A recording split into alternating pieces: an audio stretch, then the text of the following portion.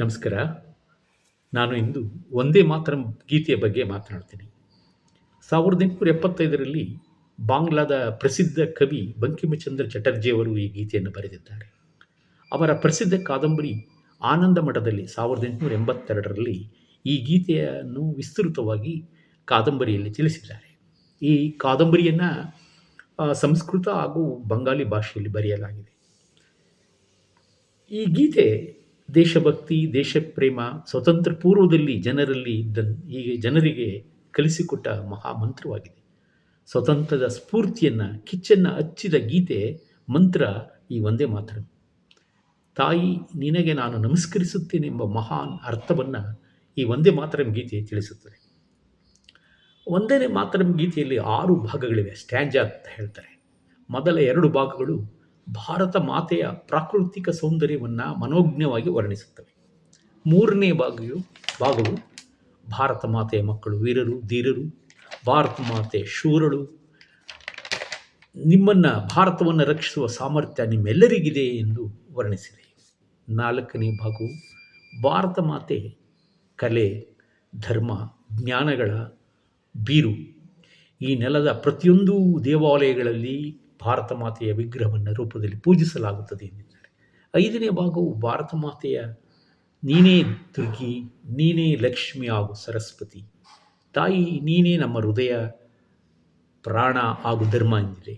6ನೇ ಭಾಗವು ಭಾರತ ಮಾತೆ ನೀನು ತುಂಬ ಸರಳ ವ್ಯಕ್ತಿತ್ವವುಳ್ಳವರು, ವಿಶಾಲ ಹೃದಯದವಳು, ನಮ್ಮೆಲ್ಲರನ್ನು ಪೋಷಿಸಿ ನಮ್ಮೆಲ್ಲರನ್ನು ರಕ್ಷಿಸುವ ಮಹಾತಾಯಿ ನೀನು, ಇಗೋ ನಾನು ನಿಮಗೆ ನಮಸ್ಕರಿಸುತ್ತೇನೆ ಎಂಬ ಸದ್ವಿಚಾರಗಳನ್ನು ಈ ವಂದೇ ಮಾತರಂ ಗೀತೆಯು ತಿಳಿಸುತ್ತದೆ.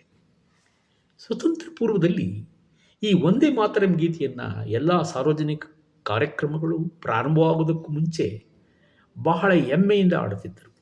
ಆದರೆ 1937ರಲ್ಲಿ ಲಕ್ನೋ ಮುಸ್ಲಿಂ ಲೀಗ್ ಅಧಿವೇಶನದಲ್ಲಿ ಈ ಗೀತೆ, ವಂದೇ ಮಾತರಂ ಗೀತೆ, ಹಿಂದೂ ದೇಶಭಕ್ತಿ ಮತ್ತು ಹಿಂದೂ ವಿಗ್ರಹಾರಾಧನೆಯನ್ನು ಪ್ರೋತ್ಸಾಹಿಸುತ್ತದೆ, ಆದ್ದರಿಂದ ಇದನ್ನು ಯಾರೂ ಆಡಬೇಡಿ ಎಂದು ಠರಾವು ಹೊರಡಿಸಿತು. ಇದೇ ಸಂದರ್ಭದಲ್ಲಿ ಭಾರತದಲ್ಲಿ ವಿಭಜನೆ, ದೇಶ ಅಖಂಡ ಭಾರತ ವಿಭಜನೆಯ ಕೂಗು ಕೇಳಿಬರುತ್ತಿತ್ತು. ಇದೇ ಅವಧಿಯಲ್ಲಿ 1937ರಲ್ಲಿ ಲಕ್ನೋದಲ್ಲಿ 37ರಲ್ಲಿ ಕಾಂಗ್ರೆಸ್ ವರ್ಕಿಂಗ್ ಕಮಿಟಿಯಲ್ಲಿ ರವೀಂದ್ರನಾಥ ಟಾಗೋರ್ ಸಲಹೆಯಂತೆ ಸಾರ್ವಜನಿಕ ಸಭೆ ಸಮಾರಂಭಗಳಲ್ಲಿ ವಂದೇ ಮಾತರಂ ಗೀತೆಯ 2 ಭಾಗಗಳನ್ನು ಮಾತ್ರ ಆಡುವಂತೆ ನಿರ್ಣಯ ಕೈಗೊಳ್ಳಲಾಯಿತು. ದೇಶ ವಿಭಜನೆ ಆಯಿತು. ಆದರೆ ಭಾರತಕ್ಕೆ 1947ರಲ್ಲಿ ಸ್ವಾತಂತ್ರ್ಯ ಬಂತು. ದೇಶ ವಿಭಜನೆ ನಂತರ ವಂದೇ ಮಾತರಂ ಗೀತೆಯನ್ನು ನ್ಯಾಷನಲ್ ಸಾಂಗ್ ಎಂದು ಗೌರವಿಸಿದರೂ ಅದನ್ನು ಸರ್ಕಾರಿ ಕಾರ್ಯಕ್ರಮಗಳಲ್ಲಿ ಕಡ್ಡಾಯವಾಗಿ ಹಾಡುವುದನ್ನು ಮಾಡಲಿಲ್ಲ.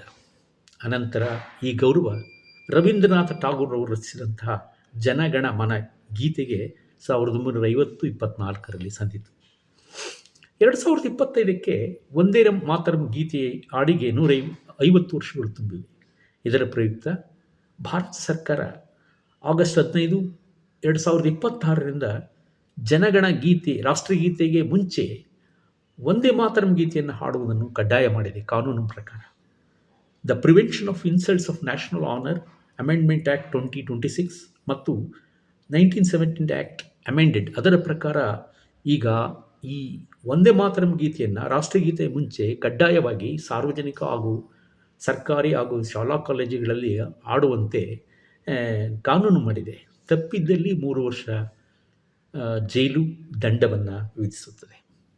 ಒಂದು ವಿಮರ್ಶೆಗೆ ಒಳಪಡಿಸುವುದಾದರೆ, ಪ್ರತಿಯೊಂದು ದೇಶದ ಎಳೆಯರು, ಯುವಕರು, ನಾವೆಲ್ಲರೂ ಇತಿಹಾಸವನ್ನು ಮರೆಯಬಾರದು. ರವಿಚಂದ್ರ ಗುರೂಜಿಯವರು ಒಂದು ಮಾತು ಹೇಳ್ತಾರೆ, ಒಂದು ಮರ ಹೆಮ್ಮರವಾಗಿ ಬೆಳೆಯುವುದಕ್ಕೆ ಅದರ ತಾಯಿ ಬೇರುಗಳು ಮುಖ್ಯ. ತಾಯಿ ಬೇರುಗಳೇ ಇತಿಹಾಸ. ಇದನ್ನರಿತು ನಾವು ಪ್ರಸ್ತುತ ಮತ್ತು ಮುಂದಿನ ಆಲೋಚನೆಗಳನ್ನು, ಪ್ರಗತಿಯನ್ನು ಸಾಧಿಸೋಕ್ಕೆ ಸಾಧ್ಯ ಅಂತ ಹೇಳ್ತಾರೆ. ಹಾಗೆ ನಮಗೆ ಸ್ವತಂತ್ರ ಬಂದು 79 ವರ್ಷಗಳು ಬಂದು ಹೋಗಿವೆ. ಭಾರತ ಮಾತೆಯ ಮಣ್ಣಿನಲ್ಲಿ ಹುಟ್ಟಿದ ನಾವೆಲ್ಲರೂ ಕೂಡ ಹಿಂದೂ, ಮುಸ್ಲಿಂ, ಕ್ರೈಸ್ಟ್, ಪಾರ್ಸಿ, ಸಿಖ್, ಜೈನ್ ಹಾಗೂ ಎಲ್ಲರೂ ನಾವೆಲ್ಲ ಭಾರತೀಯರು. ಸ್ವತಂತ್ರ ಪೂರ್ವದಲ್ಲಿದ್ದಂಥ ಪರಿಸ್ಥಿತಿಗಳು ನಮ್ಮ ಭಾರತದಲ್ಲಿ ಇಂದಿಲ್ಲ, ಬದಲಾಗಿವೆ. ಇಡೀ ವಿಶ್ವದಲ್ಲಿ ಭಾರತ ಏಕತೆ, ಭಾವೈಕ್ಯತೆಗೆ ಪ್ರಸಿದ್ಧವಾದ ರಾಷ್ಟ್ರವಾಗಿದೆ. ಒಂದು ಇಂತಹ ಸನ್ನಿವೇಶದಲ್ಲಿ ಈ ನೆಲದಲ್ಲಿ ಹುಟ್ಟಿದ ನಾವೆಲ್ಲರೂ ಆ, ಈ ನೆಲದ ಕಾನೂನನ್ನು ಗೌರವಿಸೋಣ. ದೇಶ ನನಗೆ ಏನು ಮಾಡಿದೆ ಎಂಬ ಪ್ರಶ್ನೆಗಿಂತ ನಾವು ದೇಶಕ್ಕಾಗಿ ಏನು ಮಾಡಿದ್ದೇವೆ ಎಂಬ ಪ್ರಶ್ನೆಯನ್ನು ಹಾಕಿಕೊಳ್ಳಬೇಕಾಗಿದೆ. ಸೊ ಹಾಗಾದ್ದರಿಂದ ಈ ನೆಲದ ಜಲ, ಗಾಳಿ, ಬೆಳಕು, ಆಹಾರ ಇತ್ಯಾದಿಗಳನ್ನು ಬೆಳೆದ ನಾವೆಲ್ಲರೂ ಕೂಡ ಆ, ಈ ನೆಲದ ಕಾನೂನನ್ನು ಗೌರವಿಸೋಣ. ಏಕತೆ, ಭಾವೈಕ್ಯತೆ ಹಾಗೂ ಶಾಂತಿ ನಮ್ಮೊಂದಿಗೆ ಬದುಕೋಣ. ನಮಸ್ಕಾರ.